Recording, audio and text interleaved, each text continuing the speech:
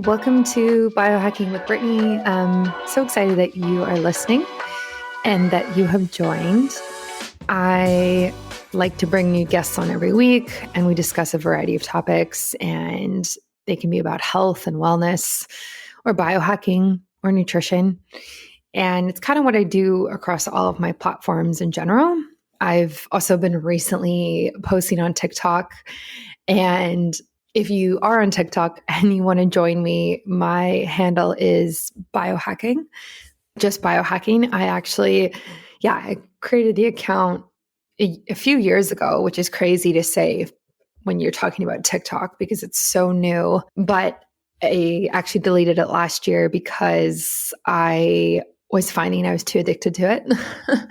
And I was spending too much time on it. And then I kind of came back to it this year when I realized the power of it and just how it can kind of be a different tool for getting out the same message. So Instagram is quite curated, even when you're trying to be authentic, right? So if you're taking a photo of yourself or you're taking a photo of your food or a video, Instagram still kind of has this expectation that it's really high quality. Your photos are edited really well. It looks very professional. There's like a long caption that goes with it that's either personal or educational. And it's kind of like a very curated piece of content. Whereas TikTok is very much like, hey, post this short clip. And it could be like 10 seconds. And the caption space, you have only a certain amount of characters. It's way less than Instagram. I don't know what it actually is, but it's way less. And people really don't write much in the captions, right? It's usually like a sentence. And so it's been interesting starting to play with this because you can just create these kind of like little videos that drive home a certain point and don't need to be this like whole production of like perfection. Right? Like people are on there with no makeup, no filters, no hair done, looking like whatever, saying whatever. And it's nice to see this because it's kind of bringing some authenticity and realness back to social media. Now, of course, like there's still all the filters and all the fake everything, and we'll never really get away from that. But it's been cool to play around with it. And I'm excited to see it grow. And kind of work on it as well. So I put a lot of work into Instagram, but now I'm splitting that into TikTok as well, just because it's more fun, I think, I would say. And the audience is different and people consume content on there differently as well. Like it's very quick, it's very fast. I think people like content more. I think people follow more people on there. And the user experience is just very different. So I can see why Instagram is trying to replicate TikTok with Reels because, obviously it's become so popular. So it all makes sense. So if you want to follow me on there at biohacking. And lately I've been talking about intermittent fasting for women and why I don't necessarily recommend it. And I have no idea what content I'm going to be producing. I'm just kind of going with it and seeing how it is. I think my video for today is actually on aloe vera juice, which is something I've been taking for the last 10 years on and off. And it's fun. But definitely please follow me and join me. Today, we are talking about everything light. So I've definitely gone into red light therapy before.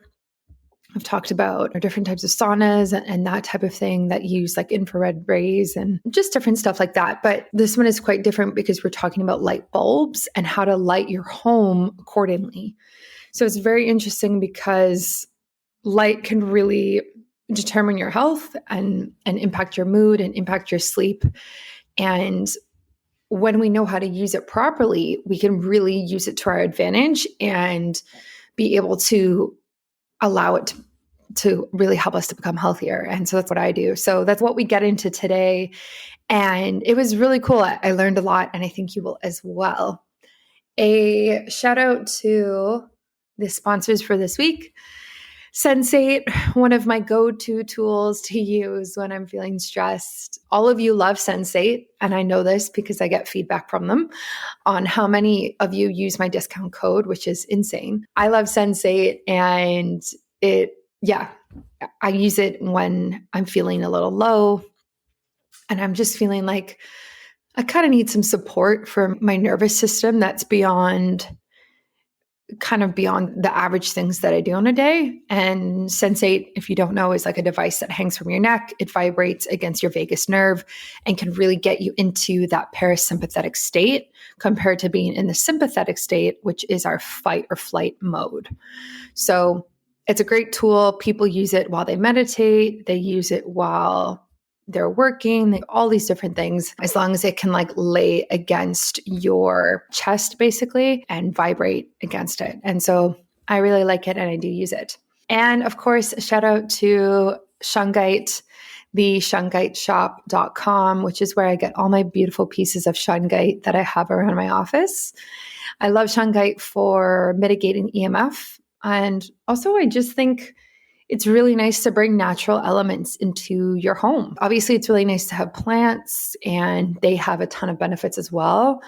But I really like having different crystals and stones because it makes the home feel very grounded and very earthy and makes me feel grounded in return. And that's really what I'm going for because I work from home.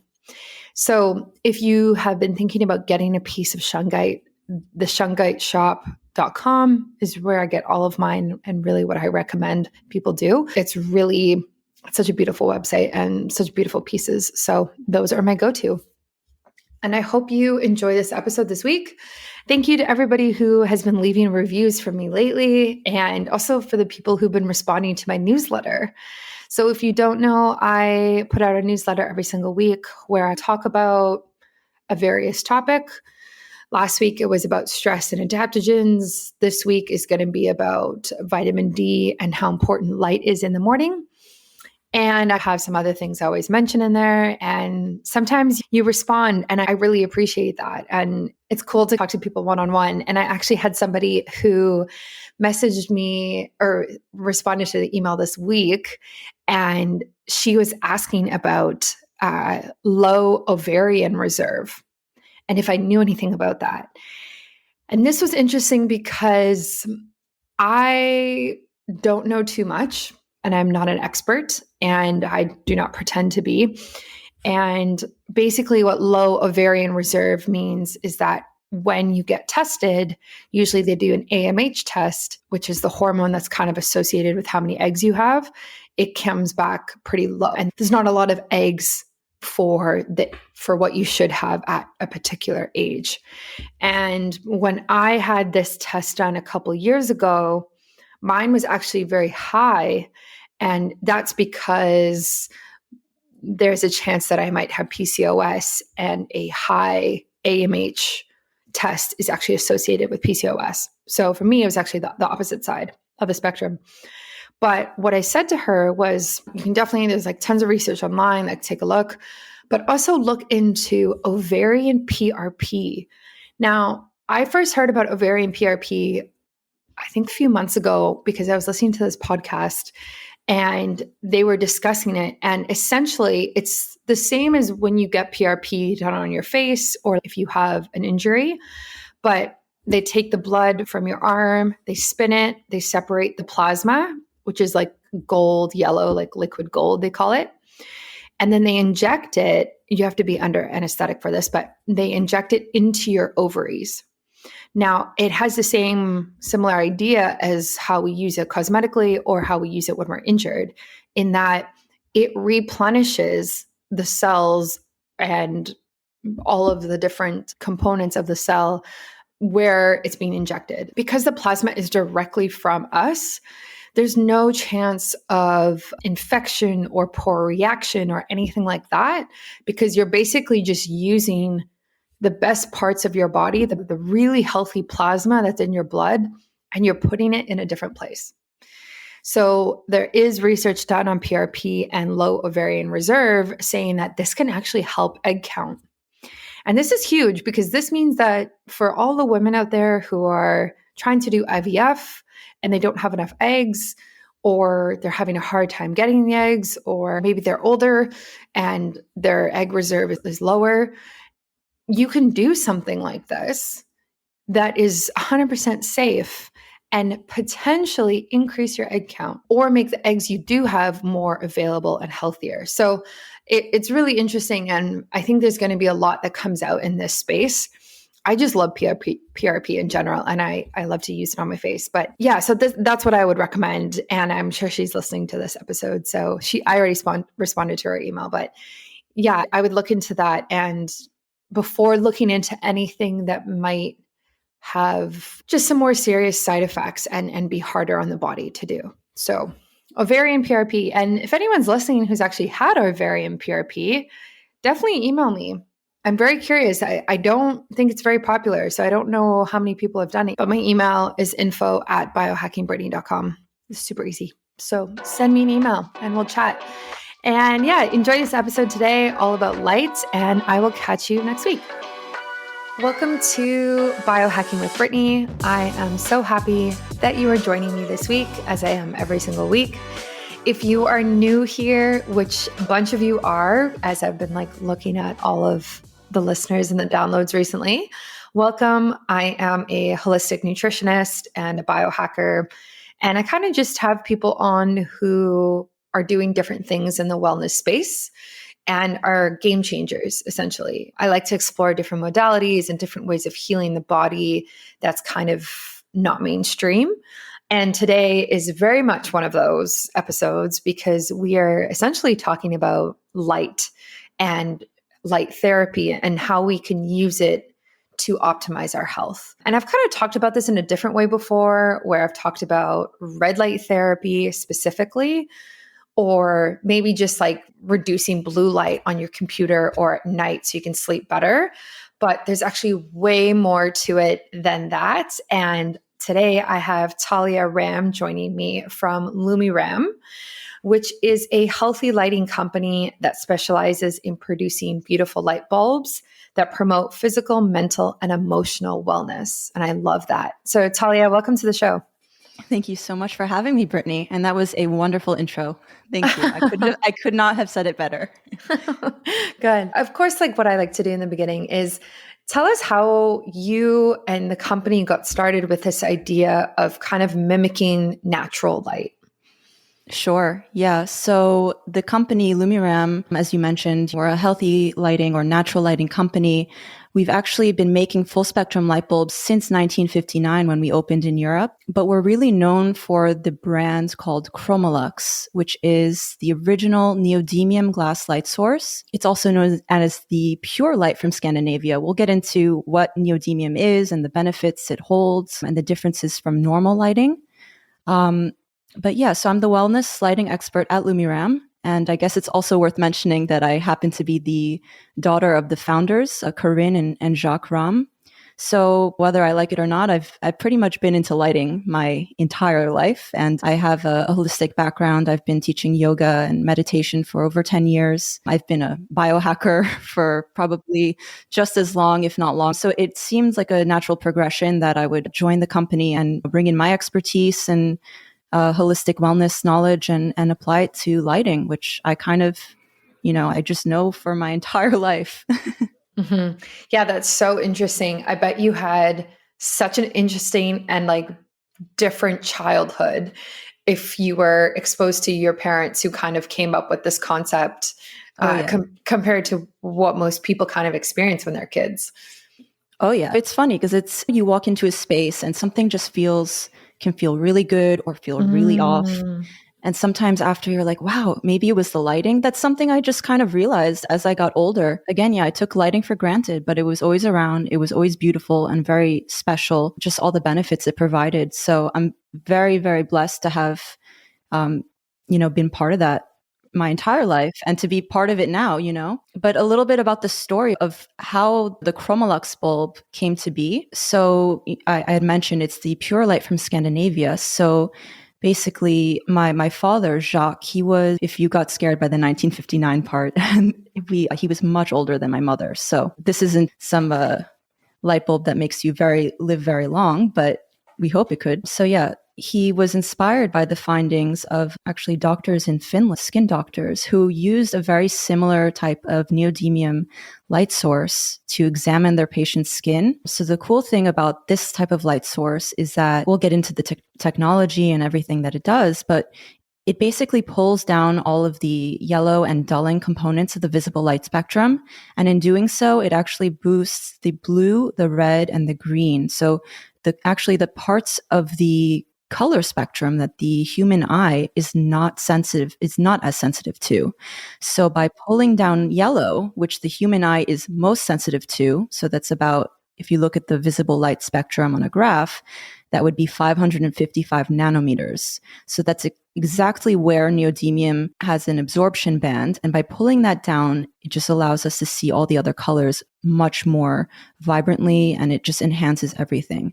So they use this to kind of examine the skin. So imagine you go outside and you look at your wrist, you can see your veins, you can see textures in your skin, you can maybe see your pores clearly. You go inside and under general lighting, you can't really see that clearly anymore. You don't see that amount of detail. So what these light bulbs do, or what they did in that scenario, is they allowed them to actually see the skin as if it was viewed under a magnifying glass of sorts. So yeah, they were like, imagine what would happen if you brought this into the home.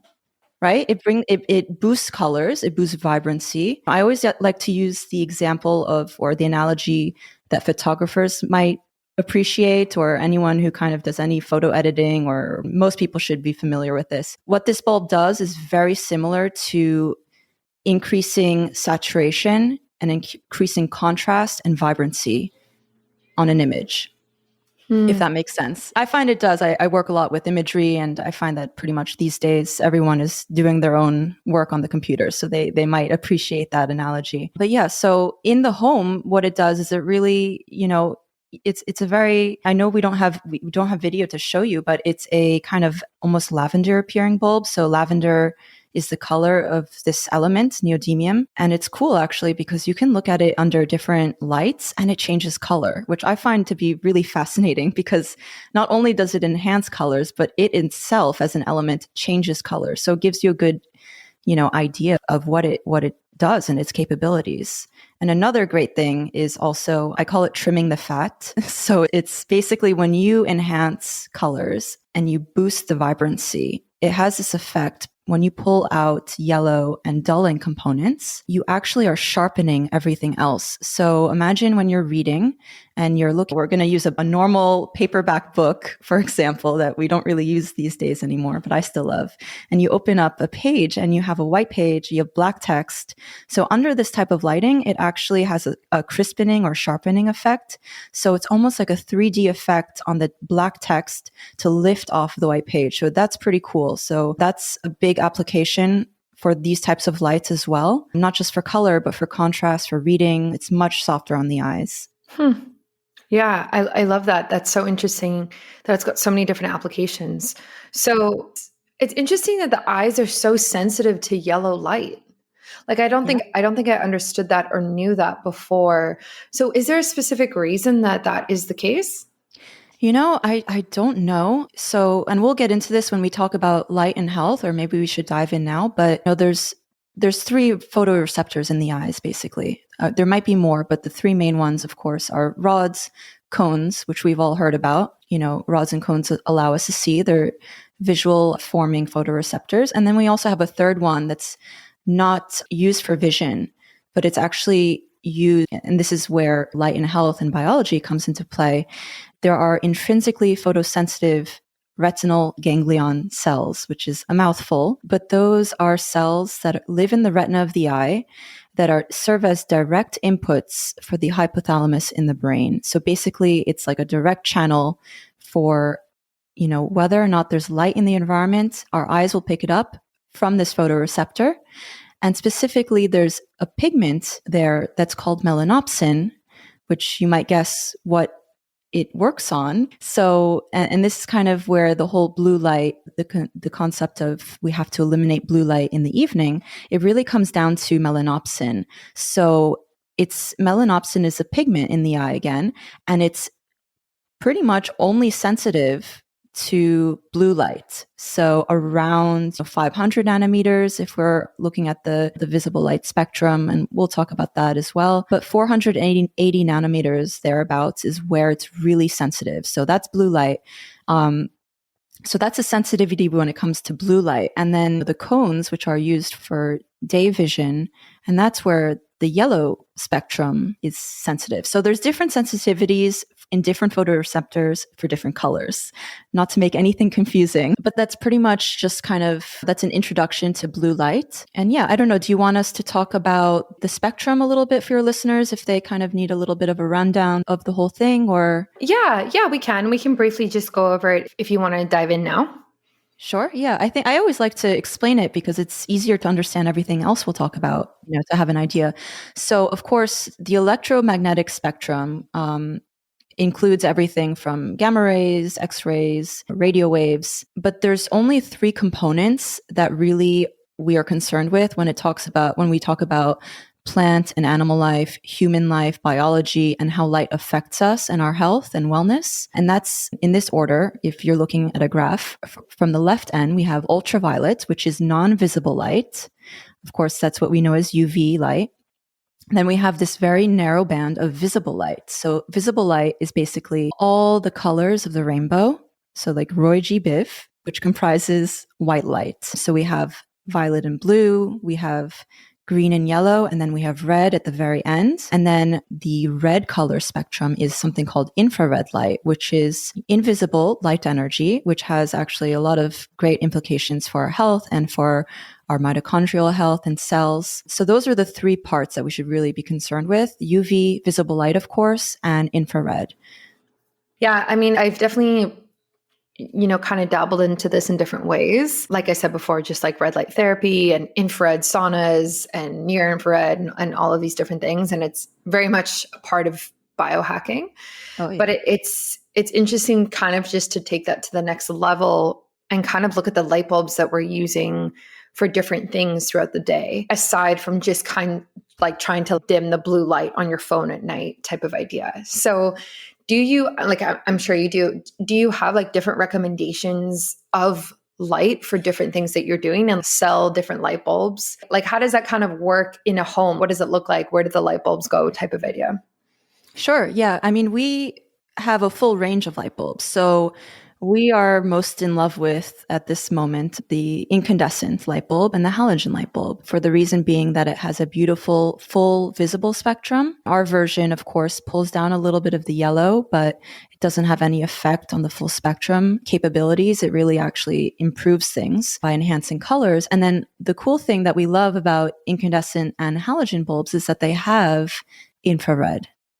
So, and specifically a bunch of near infrared light, which is when you buy these specific units that provide near infrared and even red visible light. Some of them have the red visible light, which is a little bit lower. So about 680 nanometers or so. The incandescent light bulbs have all of that in one. So that's kind of, I like it as it's the ultimate light vitamin. I always call it that. And yeah, they're awesome to use at night because they naturally don't have very, very much blue light. When we talk about color temperature is kind of an indication of how white a light source is. And it all plays off of and we just talked about the electromagnetic spectrum and visible light spectrum, but every color has a corresponding wavelength and energy.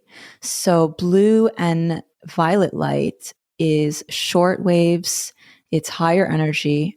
And then at the very other end, we have red light, which is much longer, slower waves. Of course, until we get into infrared, they're so long and slow that they're actually able to penetrate into our skin, which is pretty cool. So yeah, incandescent light bulbs are so great for nighttime usage. And then halogen is really nice. Halogen is just an enhanced version of incandescence. They're both technically incandescent light bulbs. So incandescence is just like how the sun makes light. It's basically thermal energy, or you you are heating an object up until it gets so hot that it produces visible light. And of course, the heat, as we know it, is infrared. Heat and infrared are basically the same thing. That's the thermal energy. So yeah, halogen is an enhanced version. So basically, you take that filament that's in you think of an old-fashioned Edison light bulb where you have the filament, and you encapsulate it in a quartz crystal filled with halogen gas, and it has this really cool effect where it basically just makes the light skew a little bit more towards the blue. But again, a lot of people get scared of when we mention skewing towards blue or increased blue light. But the thing is, so the whole concept of eliminating blue light at night and dimming your lights, for an improved bedtime schedule and able to fall asleep at night, the exact opposite is necessary in the morning. So we can talk about morning rituals and things that you should be doing. But yeah, so halogens have a little bit more blue light because they burn a little bit brighter. So their color spectrum skews more towards those higher energy blue wavelengths. Yeah, so not to be afraid of blue light. We really do need it in the morning. It's what keeps us alert during the day. It's what stimulates us in the morning to get up. Throughout the day, we should really have a nice gradual onset of cortisol in the morning, peaking throughout the midday, and then gradually decreasing into the nighttime. And as it decreases, melatonin should be coming up in its place. So melatonin is best known as being what I call the sleepy time hormone. So it really prepares you for bed. And if you have your lights on, and whether they're blue or not, if you have bright lights on in the evening, it's actually your eyes are going to pick up on that. So again, the melanopsin that we talked about earlier in the eyes, it's going to pick up on that blue light. It's going to pick up on the brightness of the light in your environment, and it's going to cause a suppression of melatonin production. So it's going to not release melatonin, which is not what we want at night. Do you ever feel frazzled, not grounded, stressed, and like you have way too much on your plate? Of course, you should be taking time for self-care, but doesn't mean you actually are. And it kind of just feels like another thing on your to-do list. I have definitely been there. It's tough to kind of balance everything these days, especially for those of us working from home with extra side hustles and or kids. Stress reduction feels like a nice idea, but never something easily achievable in the moments when we need it the most. I believe in solutions that use science to help us be healthier on a daily basis, but without crazy technology or tools that aren't accessible or affordable for everybody. I use Sensate, which is something that I've been using for a long time now, and I spoke about a lot last year, which is a groundbreaking innovation in wellness technology that uses the natural power of sonic resonance to calm your body's nervous system, providing immediate, let me tell you, relief and long-term benefits from regular use. It calms your nerves and helps you feel better in as few as 10 minutes per day. It improves stress resilience to help you cope with whatever life throws at you. And it increases heart rate variability, a known biomarker of health and longevity. This is so important because for many of us, our body's built-in stress management system is simply just an overdrive. Sensate's novel patented technology was designed to send infrasonic waves through the chest to reach the vagus nerve that sits deep in the core of our nervous system. By speaking to our body's command center, we can control how we respond to all the positive and negative things that we experience each day, which is just so cool and such an easy biohack to bring in every day. You can use my discount code, which is biohackingbrittany in all capitals. I will put the link in the show notes, and it's on my shop page at biohackingbrittany.com, and you get $25 off today. If you have any questions about it or when you get it, please message me. I'd love to chat, as this is one of my favorite biohacking tools to use on a regular basis. Yeah, I've been hacking my light at night for a couple years now, and I have red light bulbs in my house, and I have blue light blocking glasses, and I'm super sensitive about any lights. Like, we have a fan and it has this little light on it, and I like blocked it with a little blackout sticker. We have blackout curtains, like everything, because I'm so sensitive to light at night. Like, it will like 100% disrupt my sleep. And I'm just not one of those people who it doesn't impact as much. Like I'm very, very sensitive to light. So I really try make the house like as dark as possible because it just impacts me so much. Yeah, and I would say probably you feel it so much because you've been involved in biohacking for so long and you know your body innately and you feel the different responses. But as people start to kind of implement these different hacks into their life, and what I would argue could be very basic, just turn off your phone, dim your lights, you start to really feel a difference, not only in how you wake up, but in the quality of your sleep. So yeah, a basic thing could, now we see these blue light filters that are coming out on all our phones and devices. It's just implemented naturally now. You used to have to get software for it. I remember 10 years ago, there was software that I used, but now it's just part of the, like on my iPhone, it's just part of it. But yeah, so a big thing at night is really, I love to use incandescent light bulbs at night. So again, because little blue light content, a lot of nice red and infrared. And also just as importantly, and this I briefly mentioned, but it's not mentioned often when we talk about nighttime bedtime routines, you have to dim the lights. There's a lot of studies and research that show, at first they were thinking that maybe 1200 lux, and lux is just a measure of brightness of light. So they used to think that around 1200 is kind of the threshold of where melatonin suppression kicks in, but it is actually could be as low in some individuals. And it really depends on your retina, how old you are, how sensitive your retina is. So there's so many factors that play in. So everyone can feel it differently. But I would argue just you shouldn't have more than like basically a candle flicker at a certain point, you know? So whether or not you have dimmers, I know some people in the biohacking world aren't into dimmers just because of the, you know, the EMF that could be produced if you have lower quality dimmers. So in that case, a good option or a great option would be to use just lower wattage incandescent bulbs. Or if you're into LED, I know they have red LEDs, but I know that's sometimes kind of not a cool thing to talk about in the biohacking world. Yeah. So whichever way you go, you want to keep it dim and you want to keep it warm, more Yes. red appearing. Yes. Yeah. So I turn all the lights off in my apartment. If we're watching Netflix at night, like we have no lights on, like literally none, because I have no tolerance for it. And then I'm also like conscious of the light that's coming from the TV as well. So like I'll turn down the brightness on the TV, or I'll even turn down the backlit, like how, I guess, I don't know what the difference is, but there's two different settings and I kind of turn both of them down. And then I have a few red light bulbs, kind of like you mentioned, and then blue blockers. And it seems to work really well. And it just makes you tired because like your whole apartment is dark. It's dark outside and your body is like, okay, it's nighttime. I'm actually need to go to bed. You're not like sitting watching TV in like a super bright kitchen living room at midnight, you know?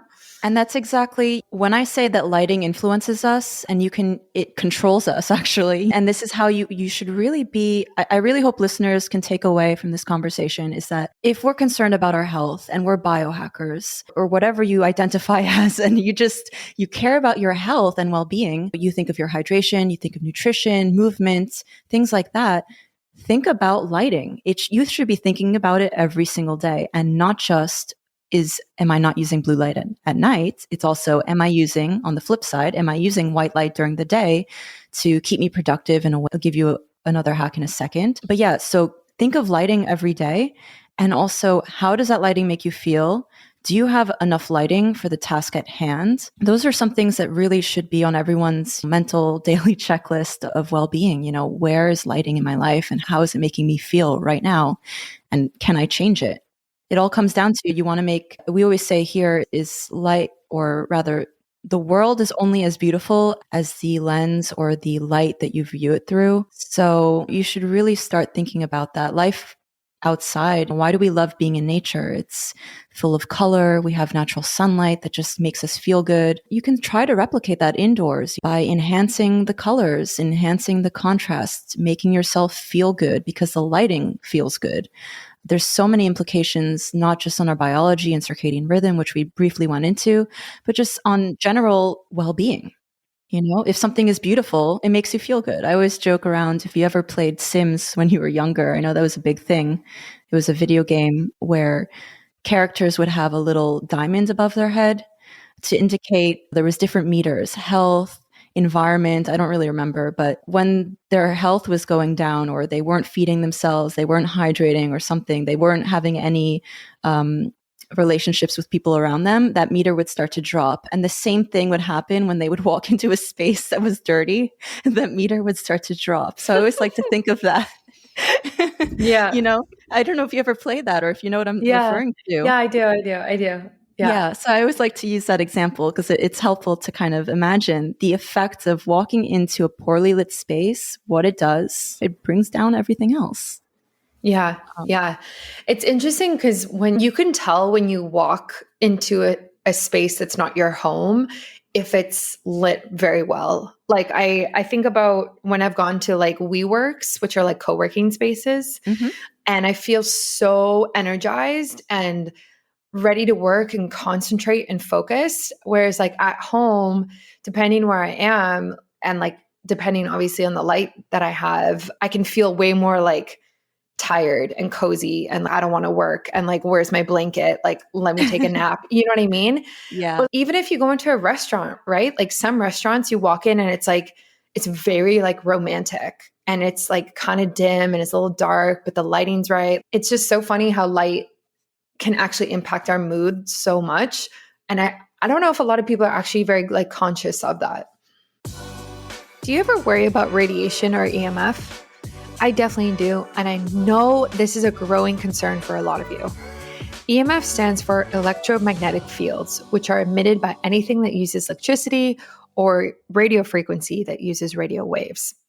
We are constantly bombarded with technology in our day-to-day lives, from our phones to computers to cell phone towers, flying in airplanes, and even using our beloved workout equipment like the Peloton.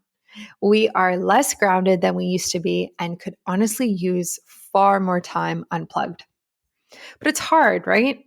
When we work online, when we study online, and even work out online, and even have a social life online, we're really not unplugged at all during the day. We're basically go from screen to screen, and then we kind of just do it again the next day. There are a bunch of ways that you can mitigate the harmful impacts of EMF, and I have tried most of them. One of my favorite ways is by using shungite, both on my body and around my house. Shungite is this beautiful black stone that harmonizes EMFs and can minimize the effects of radiation, like having headaches, sleepiness, irritation, negative energy, restlessness. The list goes on and on. I have a beautiful shungite bracelet I wear, as well as a prism that actually sits on my desk by my computer while I'm working. I even use some shungite pieces to hold while I meditate. Shungite is also antibacterial, can support the immune system, reduce stress and anxiety, and purify water. I get all of my shungite from the same place, which is the Shungite Shop, and can be found at www.theshungiteshop.com. I'm actually doing an interview with the founder, and we are going to dive into the specifics of how shungite works and how it can really reduce the EMF exposure around us. So stay tuned for that. In the meantime, definitely check out theshungiteshop.com right now to get gorgeous pieces for both yourself and your home today. Yeah, and it's funny because that's what I was saying. It's something that I've thought of my entire life, and I didn't really realize until I grew up, I left the house, and I realized walking into people's places and just being like, this lighting is not great. you know, something feels so off here. It's so dark. It's dingy. How are you not thinking of this? It's the first thing on my mind, but it seems to be the last thing on many people's minds. And we really, our goal is to kind of shift that awareness because it has such a huge thing. And places like WeWork and places where they're really focused on obviously productivity during the day, I'm positive that they have a lighting engineer or lighting designer who specifically chose maybe full spectrum daylight fluorescence overhead, maybe LEDs, whatever it is, but they're definitely cool white, so skewing more towards the blue. And that's the whole thing. You need the blue light during the day to feel productive, to feel energetic, to feel energized. And that's why a lot of places that are, I guess you could call it human-centric, workplaces or human-centric anything are starting to really focus on lighting. They're bringing it back into the equation. Mm-hmm. I even find that with airports, like I recently traveled and they're so bright. Like which is great. And I guess they want you to be awake and concentrating on what you're doing, right? But then I hope the pilots are too. yeah, yeah. But then on the flip side, like I've had to sleep overnight in airports before, and it can also be really difficult to find a dark place because they don't adjust the light at nighttime. So it's kind of like this full bright thing, and I have to have a eye mask and really be prepared. But Sleeping I definitely in airports is the worst. I've definitely done that on long layovers where it's not even worth it to go to a hotel. It's the worst. Exactly. It's the worst. And yeah, I've done it. I don't want to do it again. Mostly because I really value my sleep and I feel so much better.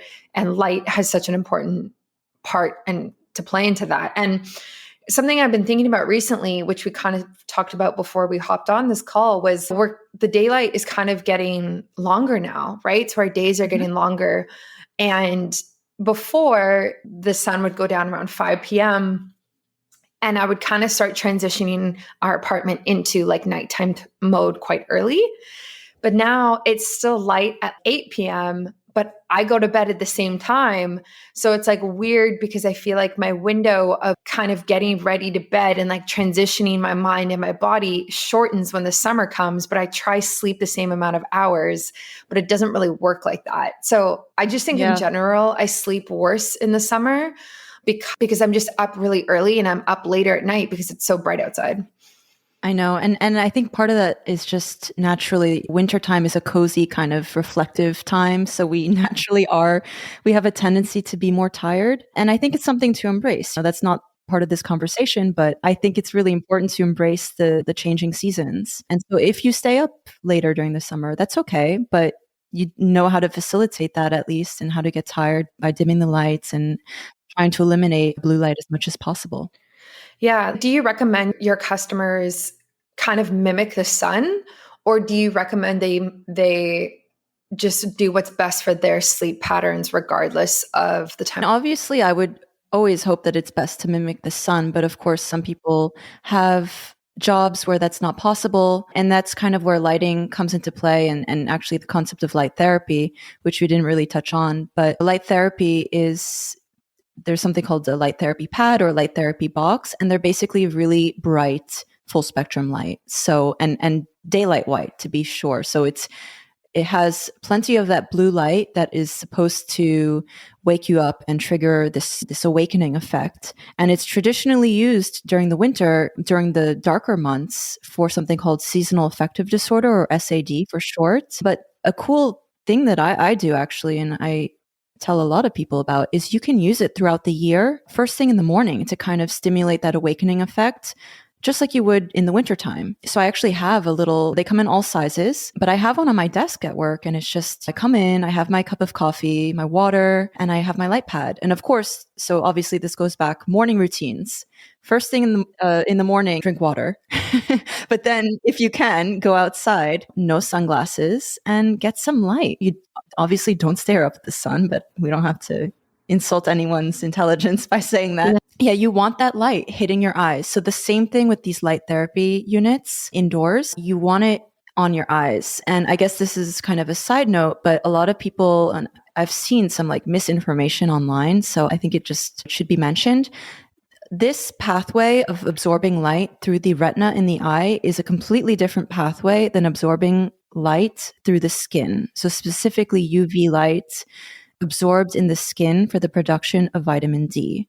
So light therapy and full spectrum light bulbs, well, it depends on the full spectrum light bulb, but in general, they aren't manufactured to have UVB. UVA is different. Actually, a little bit of UVA is a component of visible light. It actually extends into visible light because visible light, blue and violet light, ends at 380 nanometers, and UVA actually starts at 400 nanometers. So there's a little bit of an overlap there, which is kind of an interesting point.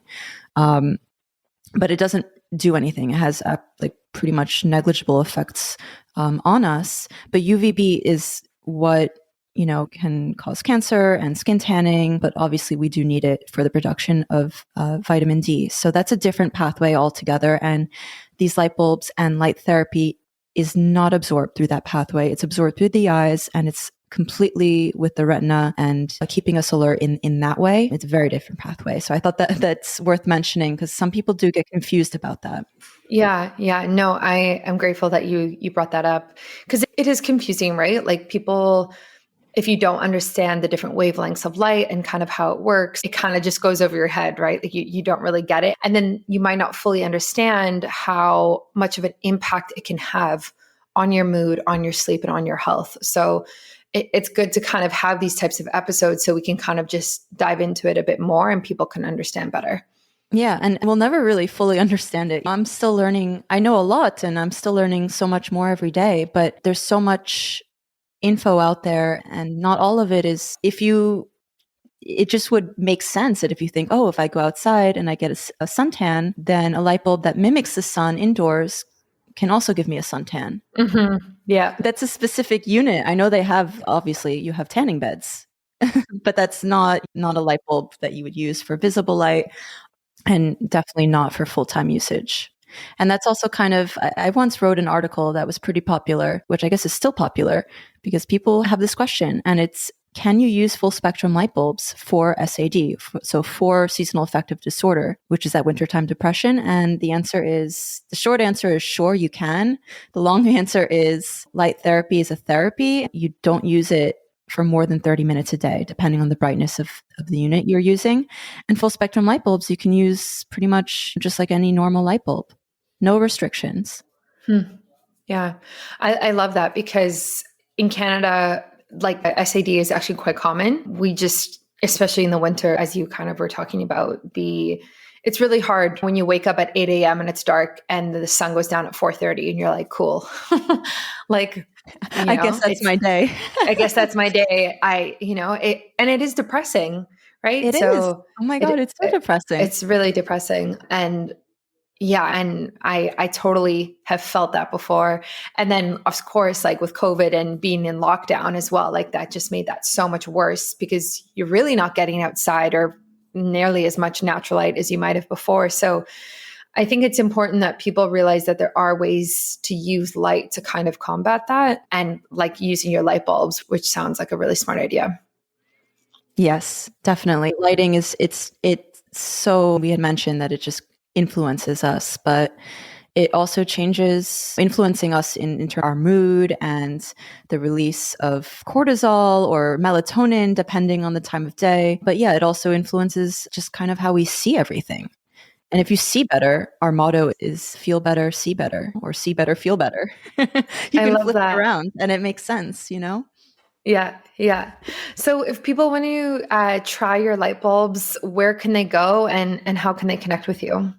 Yeah, so Lumiram is the main parent company, but you can buy our light bulbs on our web shop, which is called healthlighting.com. So that's health, HEALTH, lighting, all one word, .com. And you might probably, as I mentioned, be interested in the Chromalux incandescent and Chromalux enhanced lines of light bulbs. So incandescent for evening or during the day. I love to use it just because of its effect on color and contrast, which I had briefly mentioned. So it's awesome to work by. Yeah, and enhanced has pretty much the same effect. It's just a whiter light. So I think listeners would probably be most interested in those two lines. So Chromalux incandescent and enhanced, which you can find on healthlighting.com. Cool. And I think we're setting up a discount code for everyone listening, correct? Yes. So you can get 15% off using Biohacking Brittany in all caps, all one word. Mm-hmm. Yes. Amazing. Yeah. Thank you so much for that. And thank you so much for coming on this episode. I really hope people got a lot from it and really take a look at the different options that you have because lighting is so crucial and I rely on it so much. So I totally get it. So thank you. Thank you so much for having me. And yeah, I hope that everyone can start to think about lighting just a little bit more in their lives. Thanks for listening to another episode of Biohacking with Brittany. If you're interested in finding the show notes or the sponsors for this episode, you can do so on my website, which is biohackingbrittany.com. Remember to follow me on Instagram where I'm most active. My handle is @biohackingbrittany. And if you're interested in working together and you want to email me directly, you can do that. My email is info@biohackingbrittany.com. And I look forward to hearing from you and having you tune in next week.